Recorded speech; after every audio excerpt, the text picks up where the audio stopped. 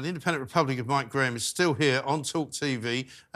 People like you and me grew up with teddy bears, but apparently not the generation of today. They have teddy theirs. I have a clip for you. Have a look. If I tell you, said Thomas, you might not be my friend anymore. I'll always be your friend, Thomas. Thomas the teddy took a deep breath. I need to be myself, Errol. In my heart, I've always known that I'm a girl teddy, not a boy teddy.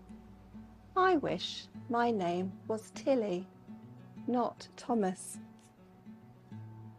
Oh, is that why you've been so sad? Errol asked.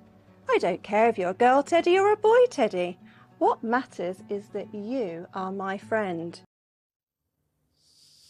Dear God, I wish they'd all just bugger off, frankly. But anyway, before we get to any more of the teddy business, I'm now joined by my panel. Deputy Editor for Conservative Home, Henry Hill, Head of Communications at the IEA, Reem Ibrahim, and Research Fellow at the Bow Group, Ben Loughnane. Welcome to all of you. Now, before we do anything, I just want to read you a little bedtime story, shall we? So this is a story about a teddy, which, as far as I know, doesn't have any genitalia. So I'm not even sure how they know whether it's a man or a boy or a woman or a girl. But Thomas the teddy apparently got very depressed and didn't feel like playing. I'm looking at the pictures, and you can see them here. Very nicely illustrated book. This is a Bloomsbury children's book, by the way. Thomas the teddy wasn't so sure that he could cheer up because he said there was something wrong. Thomas the teddy took a deep breath.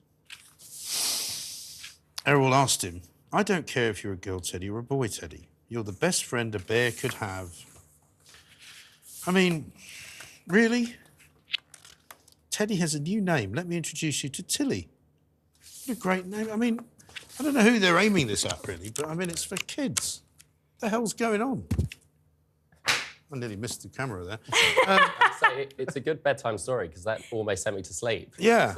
Well, I mean, that's the problem. Well, it is meant to be a bedtime story. It is supposed to be a bedtime story. I think the problem is that this stuff is being taught to children. Now, I actually have no issue with children being taught that trans people exist. There are many people in this world that identify as transgender. How soon do you think children should be told that? Well, I mean, whenever... You know, 10 months? 11 when they start to walk? No, I think as soon as they're told... Yeah. No, when they're in the womb. Get the ultrasound in and give them... So, in fact, read them that book while they're in the womb. Well, look, I think it's fine that they're taught that these people exist. The problem with this book in particular is that they're being told that this is fact, that somebody can just become a boy, be born a boy and then become a girl. That should not be taught to children as fact. Also, the sense is that there's something wrong with Thomas because he wants to be himself. Well, he's Thomas, isn't he? You know, that's his name. His name's He's Teddy. Teddy. Also, he doesn't actually exist. He's not actually alive. You're right, Henry. It was like Toy Are you okay? Story. Yeah, look, he thought he was coming in for a political discussion. No, it's absolutely. I mean, what is going on? I mean, it is always unfortunate when you try and create one of these stories and you use a parable that just really doesn't work, right? Yeah. Because as you say, the teddy bear is an inanimate. Right. It's not a sexual creature at all, right? No. So it has no gender. And I think the other slightly, and again, I think I share some of Reem's views in that ultimately this stuff is around in society, and therefore I think there is a case for teaching kids about some of it at some point. Yeah. At least because that way you kind of forearm them against the grifters, right? If you had a sensible sort of fact-based class where like this is what transgenderism, you know, is.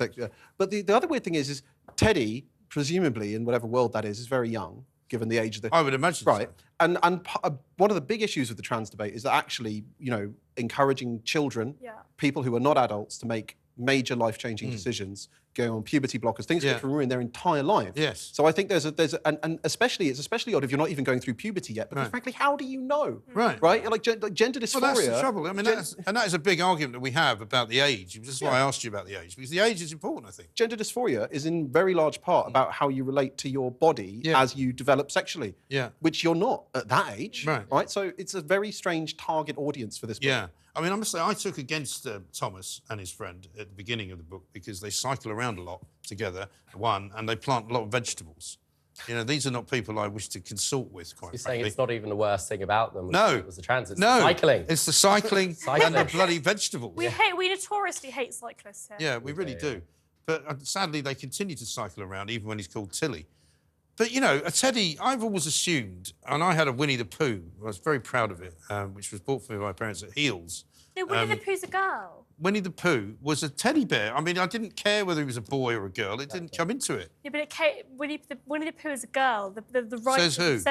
I think something came out a couple of years ago. I don't I believe had no idea. I don't think that's right. They came out. I think Something happened. Do you mean A.A. Milne? Winnie the Pooh. I mean, there wasn't a team of writers. It's not like Friends. I do. You know, but something came out and A.A. said Milne Winnie wrote the the Pooh book. is actually a It's the writers behind the A.A. Milne cinematic universe. Oh, I see. Oh, you Well, mean when maybe, Disney? that's- Oh, you mean? I've decided. I suppose. Do you mean when Disney remade it Maybe, into some kind of maybe. woke But nightmare? I suppose the point is that it doesn't really matter. It's a teddy bear and it's a gender, I suppose gender neutral sort of term for What about the Eeyore? character. What's he? Oh, what's that? Eeyore. Eeyore? Oh, as in the donkey? Yeah. I would say boy. He's depressed. Yeah, he had babies with the dragon. What? What? Didn't There's no he? dragon in That's Winnie the Shrek. Pooh. That's completely different Totally donkey. mixed. I mean, you think we'll go back to your childhood again? You've obviously Well, missed I out. suppose I've the also point been is to it doesn't Pooh Sticks matter. Bridge, which is in Ashdown Forest, which is just south of Tunbridge Wells. You know, it is a real place where Winnie the Pooh did live, not as a woman. I'm pretty sure you got that wrong. Maybe. Come on, guys, help me out here. For a lot of the people who sort of advocate for trans rights and so on, like what they want, or at least what they claim to want, is a world in which gender doesn't matter. Right. Well, if there is one time in your life when gender doesn't matter, it's when you're in primary school. Yeah, right? and you have a teddy bear that has no Precisely. genitalia. You know, you're all just running around and, you know, leaving snails in each other's shoes and all the rest of it. And then you get a bit older and all of a sudden, you know, girls and boys are a bit Snails. different. You start noticing. Yes. But like when you're that age, you don't. And so what they're doing is they're actually taking all of those issues and concerns, which they're going to grow into, and they're injecting it into the one point in someone's life when they've kind of got what they want. And it doesn't really matter whether you're a boy or a girl. And I suppose that's what's this entire conversation about whether or not Winnie the Pooh or Eeyore, whichever I've character. got a note for is you on that. Oh, go on. It says Winnie the Pooh is a boy. He's referred to as he in A.A. Milne's books, and in the Disney cartoons, his voice has always been provided by a man. But it turns out that the real life bear he is named after was actually a female black bear called Winnie. I've never heard that before. Well, So Winnie the Pooh is trans. Started as a female bear, became male. I don't know. I've never Okay, heard I that. suppose the point is that as a child, it does not matter. Exactly. No. As a child, these conversations about gender I had a do not penguin. even come across your mind. I had a penguin called Pompidou, right, named after the French president. I was quite an intellectual child. Oh, of course. And I never ever asked the question whether he was a he or a she. He was a he. It was Pompidou. He was a penguin, you know. I don't think children particularly care. No. You know, I cared when I lost him at a service stops on the I way think to an awful Scotland. lot of this is always about the parents, much more than the children. Yes. The children. This is the children aren't driving. They're Yeah, right there, kids. Right. It's always about the parents who are like, we don't want to raise them judgmentally. You know, we've not assigned them a gender. exactly. And it's like you're just going to Just let them be You're just going to children. make this kid suffer, right? Let them be children. Let They're not them- Well, we're seeing all political. these Hollywood kids, aren't we, who are currently trans. You know, these young Hollywood kids, like the boy with the long hair. And I think there's about half a dozen Hollywood stars. And, you know, it's no coincidence that it's happening there, is it? Well, it's a fashionable thing now. So it's like my trans kid. It's my new handbag. Yes. Absolutely virtue signalling, and it's where effectively these sort of woke parents come along and say, actually, I'm such a social justice warrior, I'm such a good person because I've let my child do all these things. But actually, they've probably been indoctrinating their child. Yeah. And the other thing is, if you actually look at the science behind gender dysphoria, the actual kind of mental health behind it, it's a vanishingly small number of people. It really is. There's two arguments. There's two separate debates, I think. There's one, do those people need appropriate support? And that's fine. But the idea that you need to de-gender every space or inject gender into everything for the sake of what is a fraction of a percentage of the population, like, it's absolutely nuts. Yeah. 99% of the time. I think the media has a lot to take the blame for as well, because there's an awful lot of, you know, what I would recall as kind of, you know, traditional media, in whichever form you want to take it, who are kind of obsessed with it as well. Well, definitely establishment media. I mean, the BBC came out and said, what, there are 100 genders? But also, I think social media is a huge issue. I mean, I see this on TikTok all the time. I see it on Instagram all the time. Back when I was... Well, look what happened to Emma Barnett the other day. I mean, Emma Barnett, who I would not normally be behind in many situations, but I was definitely behind her in this one when she took on the new CEO of that endometriosis charity, which was a really good interview. She really put the bloke on the spot. Yeah. And but then she was then subjected to this vile sort of abuse from the trans lobby. Yeah, they target, and they do target journalists. And you read about some of the female campaigners for campaigning for protected women's spaces. And one of my interests is martial arts, right? Yeah. And there's it's one of the most bizarre places, because if there's any sport where the fact that there are like physiological differences between men and women matters, Absolutely. it's combat sports. Of course. Right? And you had a female boxer the other day pulled out of a fight because she found out at the last minute that her opponent was trans. Right. And best will in the world, I don't care what pronouns you want or anything. If you're a natal male, right, you had testosterone when you went through puberty. You're heavier, you've got heavier muscle mass, higher bone and it's density, dangerous. and you're going to absolutely and you watch these fights and because sometimes they do happen, and you are literally watching a male body. Maybe socially they want to be a woman, whatever. You're watching a male-bodied person beat up a woman. Yeah. And you're like, this is nuts. How has this been allowed to happen? Absolutely. And, you know, we can laugh about these sort of children's stories and how ridiculous they really do seem, but this is where it becomes a life or death situation.